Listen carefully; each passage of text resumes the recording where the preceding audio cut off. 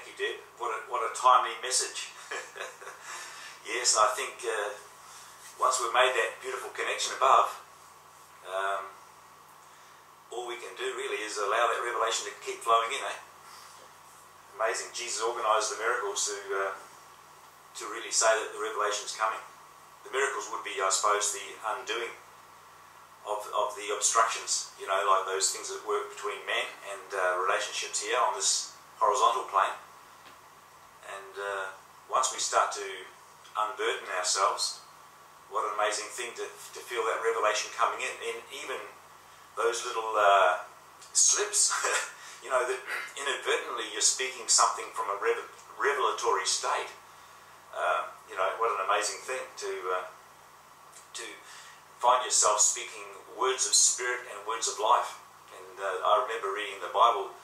I think it was Peter who said, you have the word of life. Jesus, who shall I turn to? You have the word of life. And that's the revelatory voice and the vibratory frequency of the vessel allowing the Father to speak, because the Father speaks, spirit and life. Jesus said, the words I speak, they are spirit and they are life. So it's from the very core, from creation point door, that beautiful eminence and radiance of the glory coming from the inner kingdom to express in time, to dissolve the things in this world that so constrain us.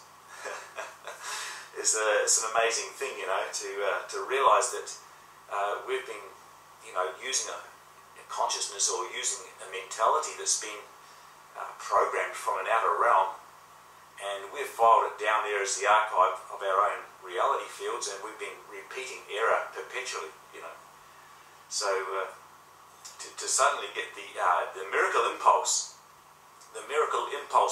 from deep, deep, deep within, that inner kingdom that's knocking on the doorway of expression, and to feel that the inspiration or the miracle impulse rise up, and to let that fill the consciousness, and then work out into a miracle where time has collapsed.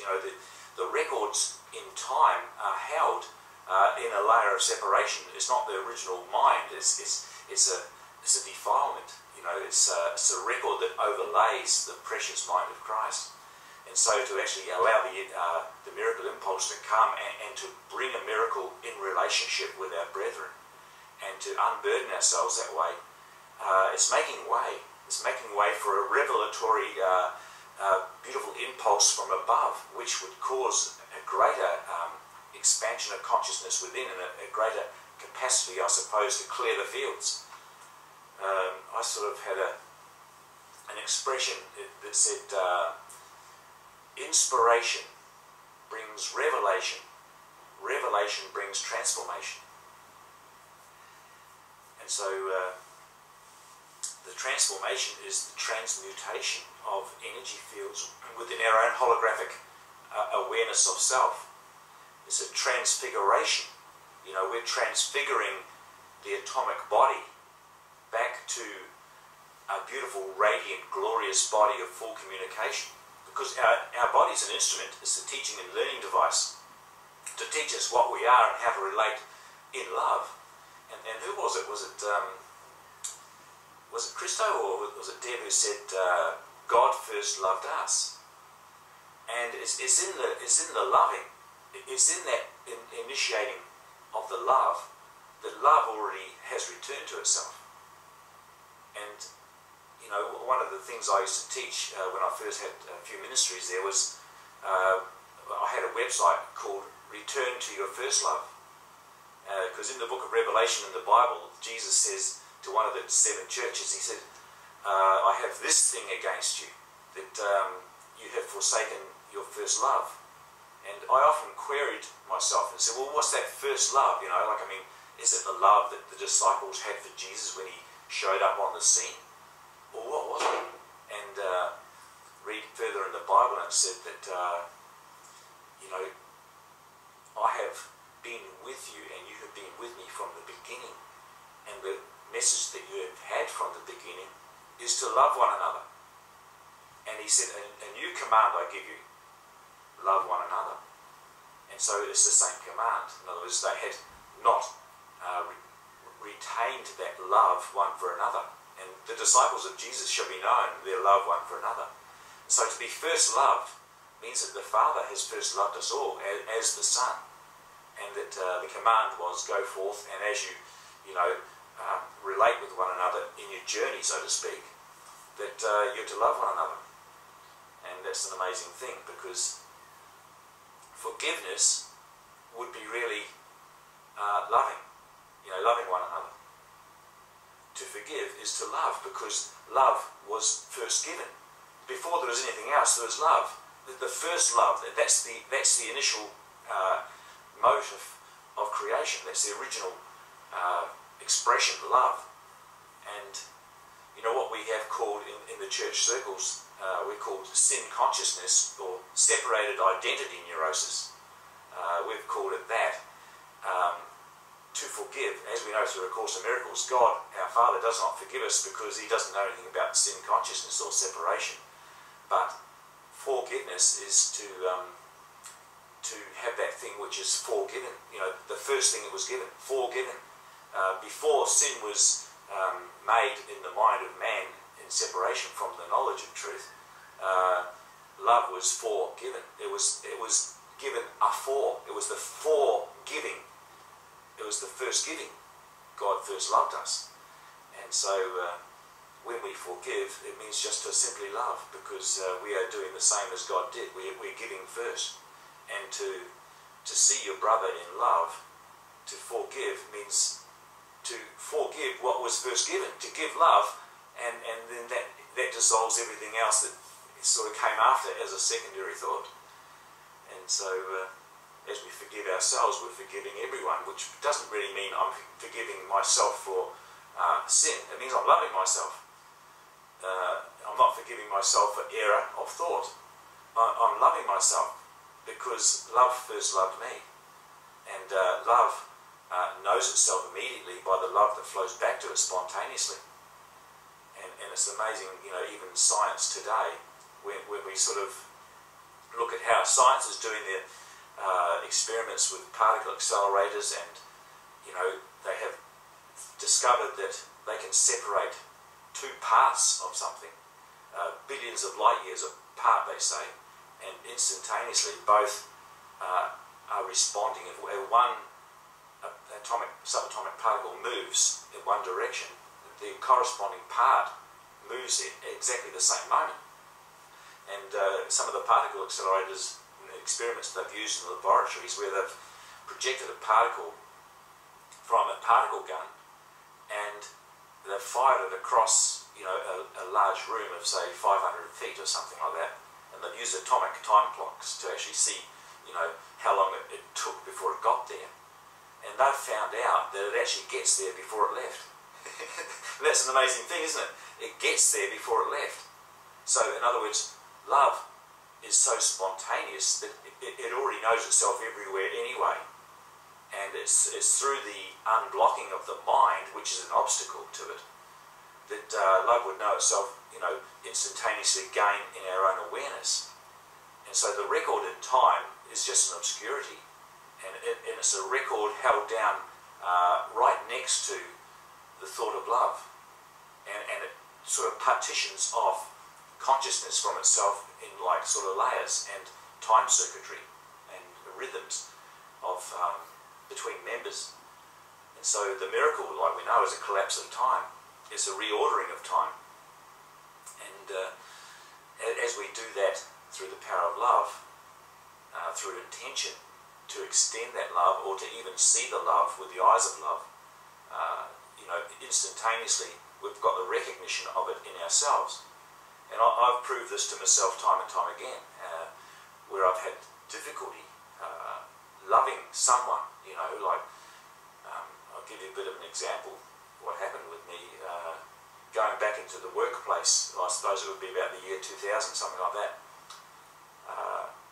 There was this, I was working in a factory, in a textile factory, and there was this guy there, a Muslim guy. His name was Ahmed, from Beirut actually, and he's working in the factory, and he was quite an unlikable sort of a guy, because he sort of got up to some sort of tactics that weren't particularly acceptable, you know, in the factory.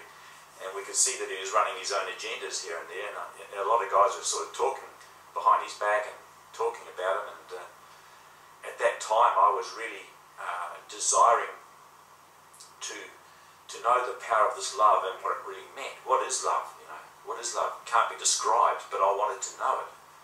And quite often this guy would walk past the end of the section. I was a technician.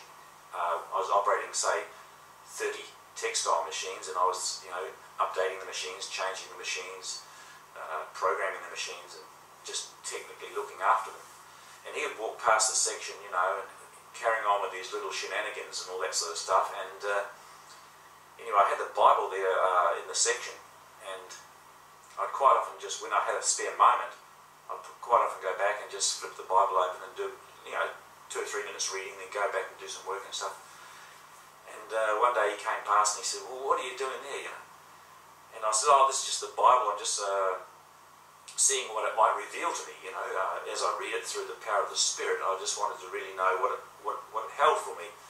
And he said, "Well, what's in there?" You know, and I opened the Bible. You know, just, you know how they do it. They flip the Bible open at a certain point. You put your finger on a verse, and the verse sort of speaks to you. And the verse that I put my finger on, it was Jesus saying to his disciples, "And if I be lifted up, I will draw all men to me." You see? And he said, "Oh, give us a look at that." And he started flipping through, and he couldn't believe that, you know, that one man, having overcome the world, could have the power to draw all men unto himself. You know, and he was very intrigued by what was going on. And so I sort of developed an interest in Ahmed. And one day he was walking past the end of the section, and I said, "Father, I want to love him. I want to love him." And as I said it from inside myself, I didn't say it out loud. It was an internal impulse. I suddenly saw him shift his face towards me, like he knew instantaneously what I thought. The thought travels so quickly. It's instantaneous. It's like it doesn't travel, it's already there. It's already within Ahmed is already the thought of love. And within me was the thought of love, and me seeing it in him and in myself, and then the Father's love joining us together in that one field, which exists everywhere. And there I was, I said to myself, "Father, I want to love him." And he turned around and looked at me, and he sort of started walking towards me. And he walked right up to me, and he just stood there and looked at me, you know. And I felt this amazing presence build up on me, and I felt my height, I felt about 15 feet tall kind of thing, and I felt this like a radiance and a golden light was sort of all around me. And I'm looking down, because like this light, it was like a sort of cone shape, or sort of a, you know, sort of came around me and came up to a slight point at the top. I could feel myself as that light. I could feel myself as that energy. And what happened was, I could look down and see my body down there. I could see, well, there's me down here, but I'm up here. And I could sort of see 360 degrees all around me. And this guy said to me, "There's a spirit on you. There's a spirit on you. I can see there's a spirit on you." And I said, "That's the Spirit of God. He's come to show you his great love." And he just sort of melted, you know. And there was another guy standing next to me, what we call an operator in the section. And I could see this guy sort of like round behind me. I could see him in this 360 vision, and everything that was within this sort of field, I knew everything about it. I knew everything about it.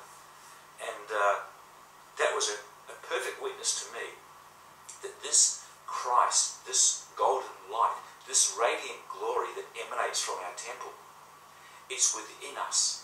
And it's in the wanting to know what love is. It's the wanting to see that love in everything around you that suddenly connects to those things. Because love's already in everything. It's already there. And that was an amazing experience for me. And I've always sought after that